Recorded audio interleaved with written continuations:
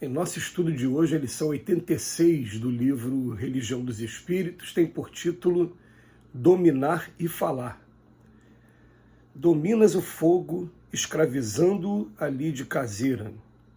Burilas a pedra, arrancando-lhe obras-primas. Conquistas os metais, neles plasmando complicadas expressões de serviço.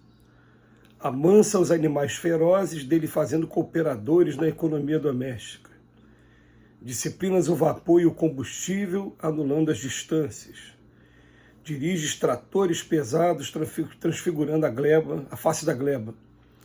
Submetes a eletricidade e glorificas a civilização.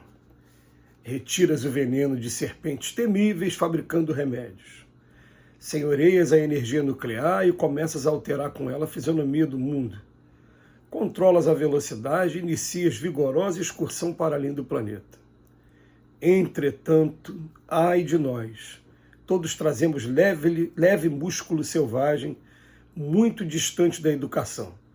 Com ele forjamos guerras, libertamos instintos inferiores, destruímos lares, empestamos vidas alheias, envelhecemos o caminho dos outros, corrompemos o próximo, resolvemos o lixo moral da terra, revolvemos, veiculamos o pessimismo, criamos infinitos problemas, injuriamos, criticamos, caluniamos, deprimimos.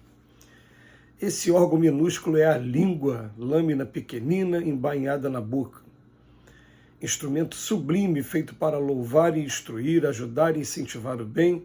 Quantas vezes nos valemos dela para censurar e vergastar, perturbar e ferir. Governemo-la, pois, transformando-a em leme de paz e amor no barco de nossas vidas. E alicerçado nas lições do Evangelho, roguemos a Deus nos inspire sempre a dizer isso ou aquilo como o próprio Jesus desejaria ter dito. Eita, que desafio muito grande, né? Emmanuel termina a lição nos convidando a sempre pensar como Jesus teria dito se estivesse no nosso lugar. Mas a gente sabe que o pensamento é um atributo do espírito e quando a gente está aqui na carne, nesse corpo físico, existem as formas da gente estar manifestando o pensamento e uma delas é através da boca. Existem as formas das expressões corporais, existe a forma das atitudes mesmo, mas a boca, a língua, está sendo objeto do estudo do Emmanuel. Emmanuel começa lembrando para a gente de vários fenômenos da natureza para ter base de comparação e o quanto a gente descobre e disciplina. E chama a atenção do que uma língua indisciplinada pode fazer e que é o que a gente observa o tempo todo, porque a palavra dita ela não tem mais retorno. E a gente espera apenas que a pessoa a quem tenha sido dirigida a palavra ela tenha um pouco de indulgência e, de preferência, tenha a ideia do perdão 70 vezes 7. Mas se não tiver, a gente vai ter que arcar com as consequências das palavras que a gente pronuncia. E o Emmanuel fala, são guerras, instintos inferiores, lares, vidas alheias, caminho dos outros, o próximo, que a gente está prejudicando de alguma maneira e que traz graves consequências dentro da lei de causa e efeito. A gente sabe que a agressão física, normalmente, ela aparece quando o recurso verbal termina. De regra é assim, tirando aqueles casos em que você acaba tendo que usar de legítima defesa para afastar uma agressão injusta, repentina, na grande maioria das vezes se começa com as palavras e depois, por perder a tolerância, perder o bom senso, acaba descambando para a agressão física. Mas a gente está vivendo um momento em que a gente precisa muito ter cuidado com as palavras, porque, curiosamente, esse período que a gente viveu agora de polarização política criou, em primeiro lugar, uma falta de paciência, intolerância mesmo, com as pessoas que têm pensamentos diferenciados do nosso. E durante em muitas circunstâncias a gente simplesmente ouve uma opinião que a gente não abraça e simplesmente se cala, respeita ou até se permite, de vez em quando, discutir sobre aquela opinião. Porém, com a polarização política, a gente está pegando os costumes também de ofender a pessoa que não pensa igual a gente.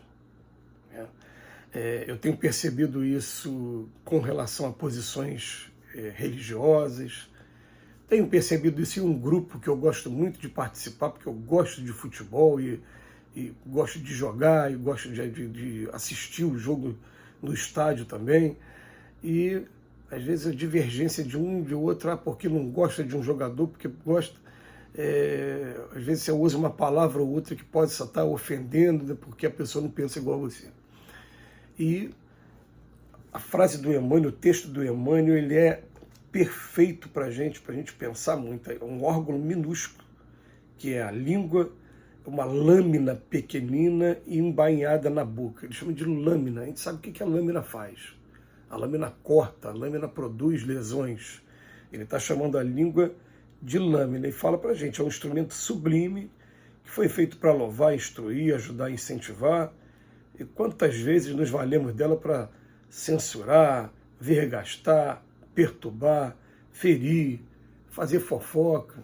Às vezes eu não tenho o que fazer, vamos pesquisar a vida das pessoas só para ter o que comentar, né? E usa a língua o tempo todo da maneira incorreta. A gente vai perceber que o Emmanuel tem muitas lições falando sobre a importância da palavra, sobre a importância da língua, e essas lições realmente elas devem estar esparsas, porque a gente precisa o tempo todo estar tendo contato com lições como essa. Então, se fosse feito um livro em que todas as lições estivessem concentradas, você terminou de ler aquele livro, você não vai voltar a ler aquele livro agora tão cedo. É melhor que esteja assim, né? A cada 15, 20, 30 lições, uma fale sobre a língua, porque a gente está o tempo todo lembrando da importância do nosso policiamento. Mas eu me lembro de uma música da década de 70, que fez muito sucesso até na voz da Elis Regina, uma música composta pelo Belchior, fala: para abraçar o meu irmão e beijar a minha menina na rua é que se fez o meu braço, o meu lábio e a minha voz.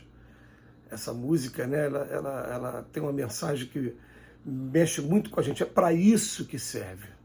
Não fomos criados para agredir, para ofender. É claro que a gente hoje procura, sim, grupos, pessoas que, dentro de um critério de bom senso, elas aceitam uma conversa salutar, e mesmo que aquela conversa salutar, ela vai acontecer, quando termina, eu continuo não concordando com aquelas opiniões, mas eu quero ouvir os argumentos para ver se a gente aprende coisa nova, para ver se a gente, né, entende, mas respeitando a opinião da pessoa, porque eu não devo me impor nunca a pessoa. E depois, aí sim, a gente acaba criando os rótulos, falando, fulano é assim.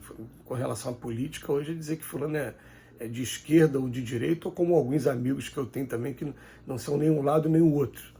Tudo bem. A gente acaba rotulando as pessoas, mas já chega sabendo, né, como vai ser a conversa e tratando a conversa. Nós estávamos conversando esses dias que o livro Céu e Inferno, escrito por Allan Kardec, ele é um livro que ele é desafiador, porque Allan Kardec, para poder explicar as noções de anjo, de demônio, de céu e de inferno, ele foi até a cultura religiosa local daquele período na França, foi beber lá do estudo católico para poder ter uma base de comparação. Se eu vou dar o curso, estiver estudando, fizer uma palestra, um curso sobre esse livro, não é razoável que eu pegue somente aquele texto de Kardec, é razoável que eu faça igual a ele. Qual é o contexto aqui? Vamos nos pastores, vamos procurar perguntar para eles o que eles acham de anjo e demônio, para depois a gente fazer a comparação nossa. E quando a gente vai fazer isso, a gente vai pegar opiniões contrárias, mas a gente está indo ali na intenção de aprender. É interessante que quem é profissional da área do direito vai aprender que sempre tem duas correntes, no mínimo, 3 correntes. Fulano pensa desse jeito, fulano pensa desse jeito. Respeita-se todas as opiniões e sabe até que vai ter momento que você vai usar até aquela opinião que não seria a tua preferida, mas você está fazendo a defesa de uma determinada pessoa. Mas a gente precisa aprender a controlar a língua para que a língua não cause mais transtornos nem mais problemas. Que Jesus nos abençoe hoje e sempre.